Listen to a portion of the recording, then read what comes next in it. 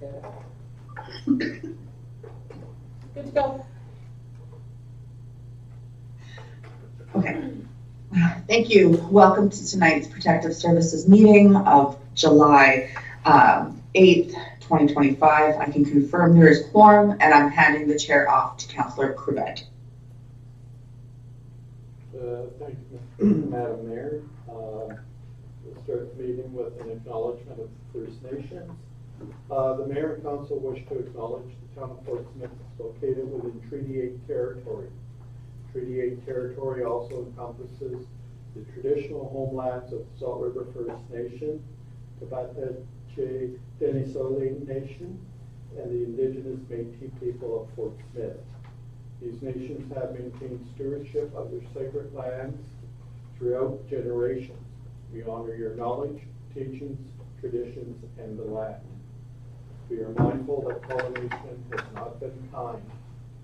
We respectfully recognize our generational histories and commit to strive for unity in the spirit of truth and reconciliation. Okay, on with the agenda. There was no declarations of financial interest.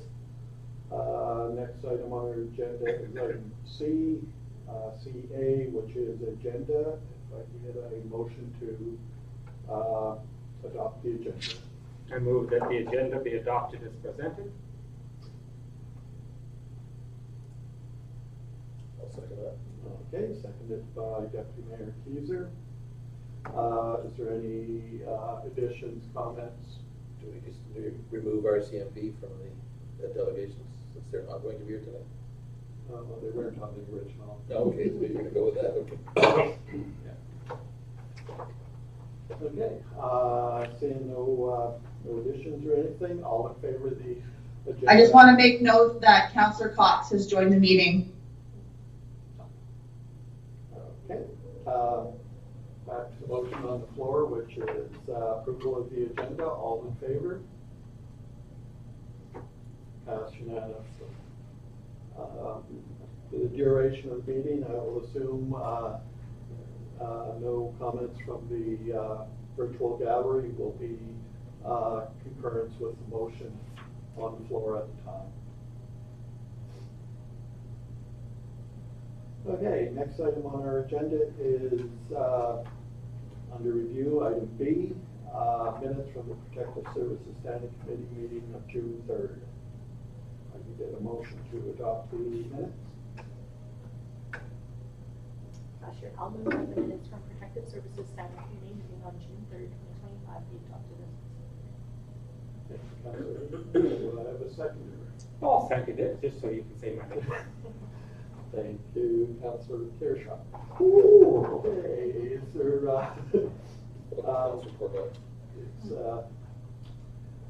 any discussions, questions regarding the minutes?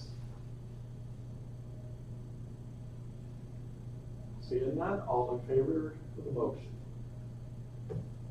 Passed unanimously. In our packages were the vision and mission for the town of Fort Smith. I assume everybody read those before the meeting, and there was no further input on those, so we will move on. Next item on the agenda is delegations. There is no delegations. Next item is item E, Director's Report. Protective Services Director's Report for June.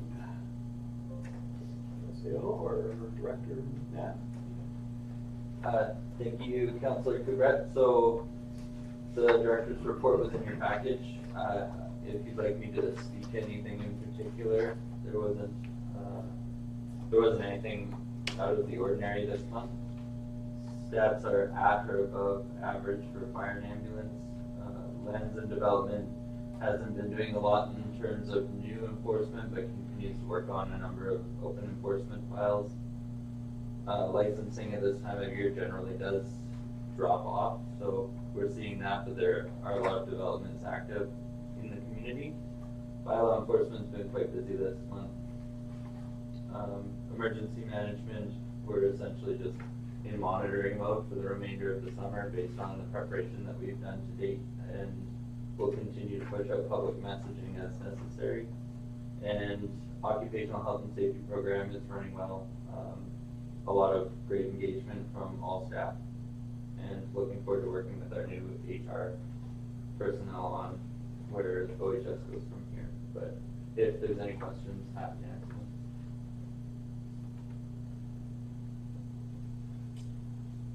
Counselor Heaton? Sure. So with the dissolution of the School of Community Government and Fire Training Fund, like how's that gonna roll out? And is that, like the funding is now complete 100%, or there's still like a buffer year? Director? Yeah, thank you, Councillor Heaton. So it's very much up in the air, as far as I'm aware. At the beginning of this GWT budget cycle, the funding that's allocated across the territory to all communities for fire training was cut significantly. And the School of Community Government at the time, before they were dissolved, indicated that we would be receiving no funding this year for fire training, which is a large departure from our normal expectations. Like 2025 or 2026? 2025, so this current year is not being funded in terms of our NFPA 1001 or EMR medical training, which traditionally has been funded. We are fortunate in that we have a more active fire department, and we're able to administer a lot of our programming. So the intention initially was that funding was going to be shifted to the smaller communities, and do a year-on, year-off cycle where the larger 1001 trained fire departments would get funding every second year for the 1001 program, and then the off years funding would be directed to smaller communities, which made a lot of sense. Fire chiefs generally were able to work with that, but this new funding change meant that we would no longer be getting any funding for the 1001 program, and the EMR emergency medical responder funding for our ambulance would cease. So that has a significant impact. So now we're running the 1001 program fully in-house with no support in the broader sense from the territory, which is putting a lot more financial onus on our organization for sure, but also operationally, just the amount of work that has to go into not just training our folks now, but also doing all the proctoring of the written exams, plus all of the practical examinations and coordinating that. So it sounds like the budget may come back, but the School of Community Government itself will no longer exist, and they were helping with kind of the organization of the program previously, so that will still be an extra operational hit to the departments need to organize. Are there like grants or funds that you can find outside to help support the continuation of this training, or it's just gonna all come out of your allotted protective services budget? So we have found ways to reduce the cost implications of these programs by doing this in-house training, which is great.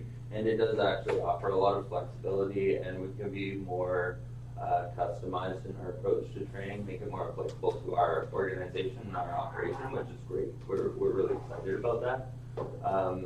Where the challenge is just in human resourcing.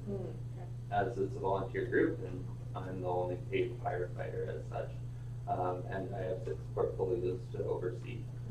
So it's challenging to find the time to organize and administer all that training. So it's more of a human resource issue now, not necessarily financial, although there still are financial implications, but I'm able to manage those within my budget. Thank you. Yeah. Counselor Heaton? Thank you.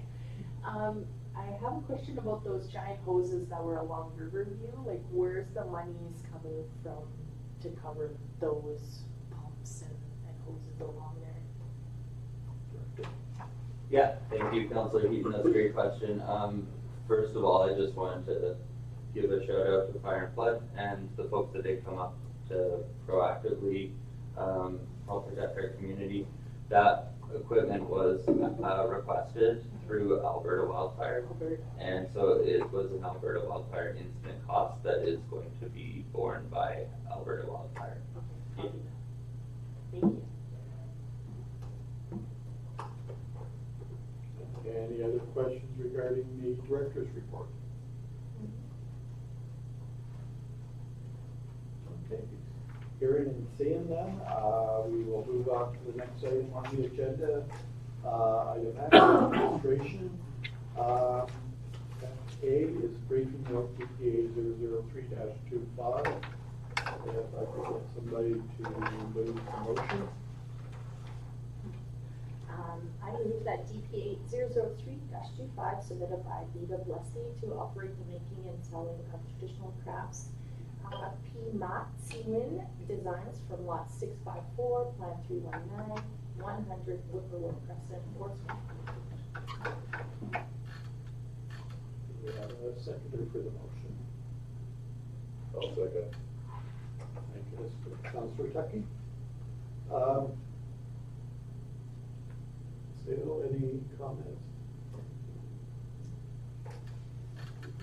Any questions regarding the DPA 003-25? Seeing none, all in favor of the motion? Passed unanimously. Item B under F is briefing note, DPA 031-25. I could have somebody move the motion.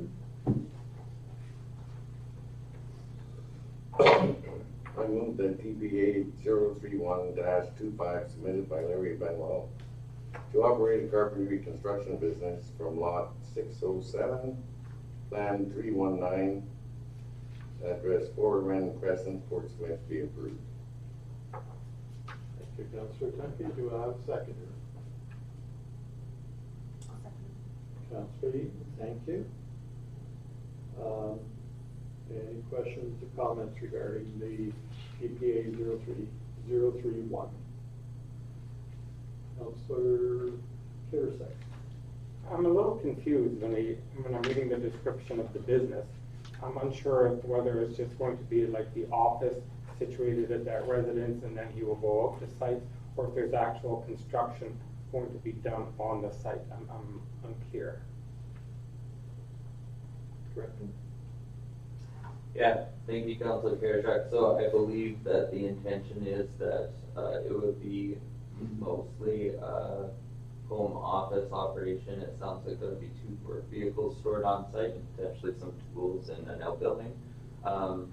Again, on the considerations, given this type of business, we certainly have seen deviations from that in the past. But we'll make sure that the applicant's aware that this is the scope of what they've applied for and therefore has to comply with that. Yes, sir. Deputy Mayor Hughes. As it concerned me in the residential neighborhood, is the storage of all of the supplies. It turns into what's the word I want, a storage yard as opposed to a home office setup, lumber, rafters, roofing stuff. I think that if that's discussed in the license, then I think that's okay, that that you'll have to have an off-site storage somewhere else for large quantities. Director. Yeah, thank you, Deputy Mayor. In fact, storage of any of that visible on any residential lot is contrary to the Sightly Lands bylaw and the garbage bylaw, and is in contravention of the business licensing bylaw for home occupation. So it does nonetheless become a challenge for enforcement if that happens, but there are enforcement. So, yeah. Thank you.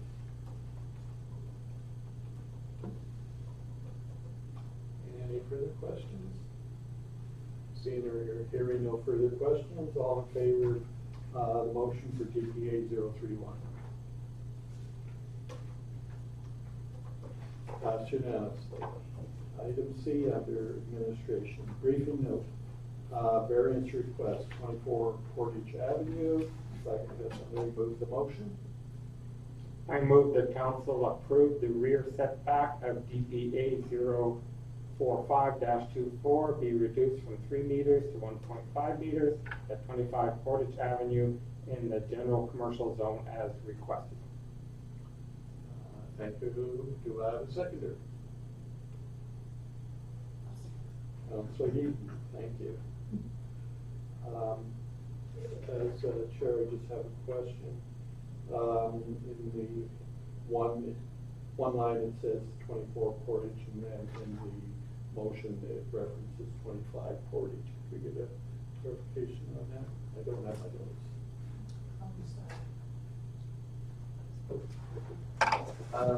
Thank you, Councillor Kubrat. I'm fairly certain that's 25 Portage, but I will just confirm that if you want me to. With regard, it seems to be 25. I'm quite certain. The email from the landowner is 25. I'm scrolling down to it. Sorry.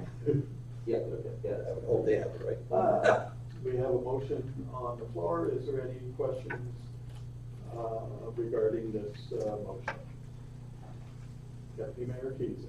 Ask our director, the variance of 3 meters was put in for a reason, I'm assuming, because it was long before my day. Why, like, it says to reduce impact on parking.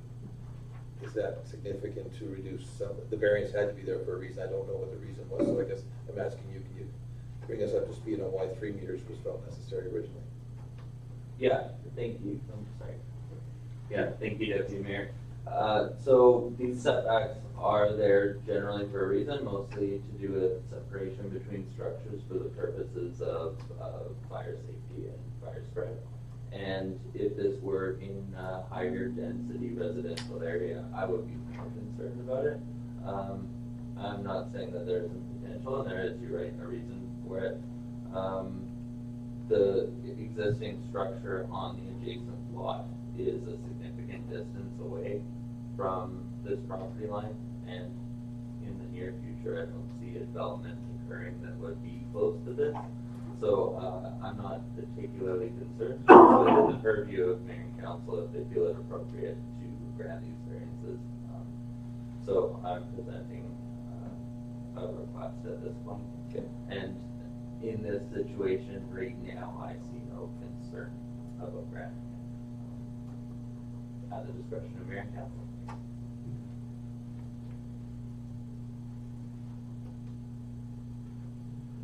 Is there any additional questions regarding DEA 045? Councillor Cox. No, Oh. Councillor Cox, got a motion. Sorry. Go ahead, Councillor Cox. Thanks. Yeah, hopefully you can hear me. My internet is pretty shoddy here.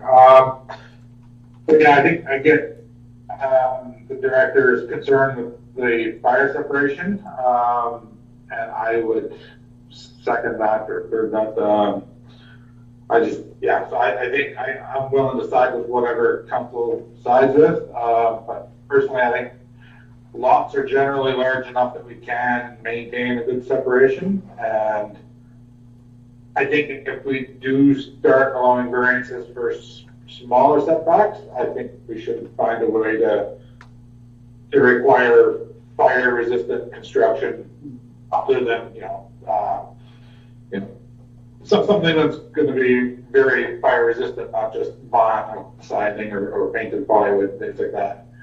I think if we're doing a variance, then we have to say absolutely it's got to be strongly fire-resistant.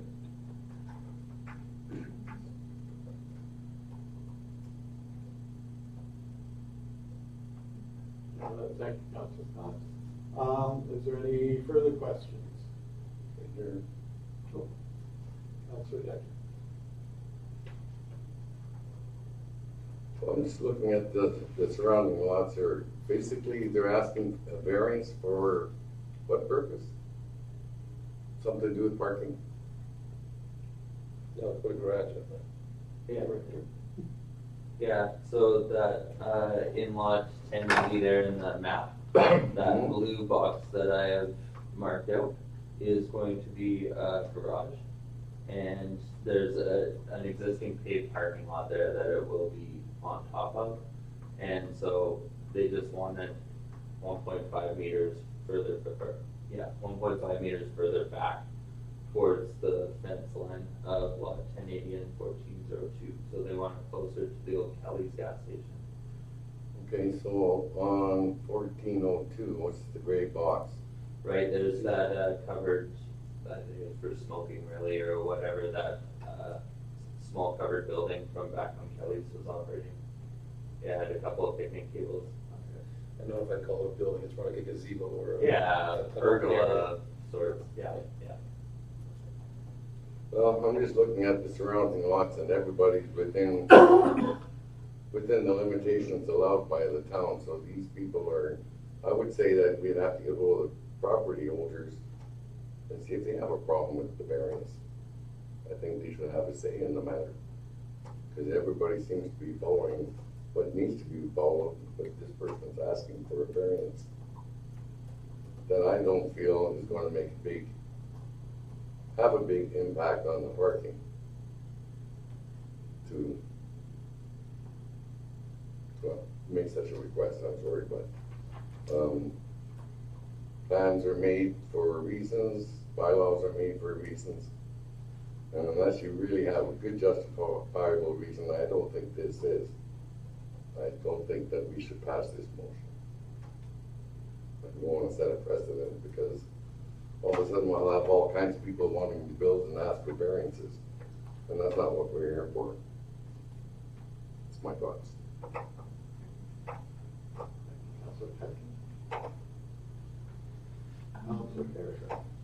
I think that is what we're here for. I mean, council does approve or deny variances, so that is part of our business. I think in terms of setting a precedent, it would still be looked at on a case-by-case basis. So if we look at this particular instance, we're still going to be 1.5 meters, what's that, 5 feet away from the fence line. We've heard that it is enough of a fire break. So I think to be prudent, we should look at each request for a variance on a case-by-case basis and not just say, well, either approve them all or deny them. That's my thinking. Thank you. Oh, okay. Mayor Ferguson? Hi, thank you. I was just going to mirror the comments that Councillor Karshuk just said. I know that during the development process, I mean, there's always those signs posted that, hey, there's going to be a development in this area. And if folks at that time, I believe, and Director of Protective Services can correct, but they could make a claim at that time that, hey, we don't want that kind of building being developed in our area. And I think this is why we're here. And I do agree with what Councillor Karshuk says. We're here to make these kind of agreements based on a case-by-case situation. Thank you, Mayor. Any further questions? Director? Sorry, if I could just comment on what Mayor Ferguson said. That is correct, Mayor. If it was an application for development, we are required to provide notice to the surrounding neighbors. In this case, we've already approved the development. They haven't started construction and they're now requesting this variance, and there's no specific requirement to do that. If Mayor and Council choose to approve the variance and would like that to happen, I think it's wise, and we certainly can do that for this case.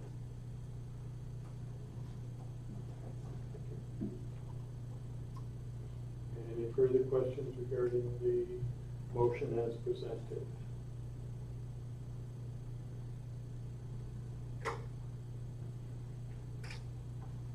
Okay, before we move forward, there's been a suggestion that possibly the Protective Services be requested to post an additional note, 14-day notice. It's required under the development permit thing. Does council feel that as an appropriate amendment to the motion? So what would the motion read then?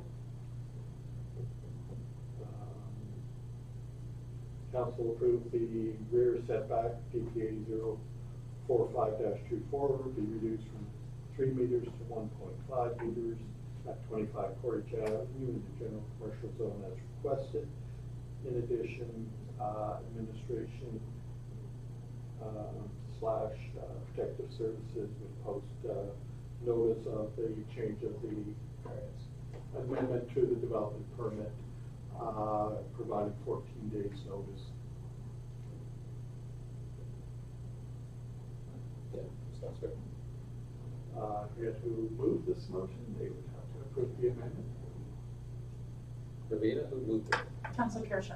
Oh, I'm okay with that. And then Council Eden. Yes. You're okay Yes, with it? yes, Okay, we have an amended motion on the floor. Oh, Councilor Cox. Yeah, there are just, one more question, maybe. I can't get the document up, my computer's not working on me here. Do we have details on the type of construction? And like, is this building gonna be sitting on a foundation? Is it gonna be a movable building? Is it gonna be vinyl siding, metal siding? Do we know any of that? Director. Thanks, Councillor Cox. I do not know for sure the cladding at this point. All I know for sure is it'll be a stick-built, peak roof building, permanent construction. I believe that it'll be poured footings, not a full foundation. But certainly, if we were to look at the zoning bylaw, almost every property in this town is considered wildland urban interface. And even in our existing bylaw, you're required to clad your home in fire smart cladding, be that hardy plank or steel. So, I mean, that's not outside of the realm of the bylaw to request that. Thank you. Director. Last call for any questions regarding DPA 045. Just to clarify, Any Mayor Keiser. so you're saying we need to put that in an amendment that the cladding has to be, or that's covered, you say already by existing bylaws? Okay, so we don't have to, then you're good. Okay. Back to the amended motion that we have on the floor. All in favor? Opposed? One opposed? Motion is passed.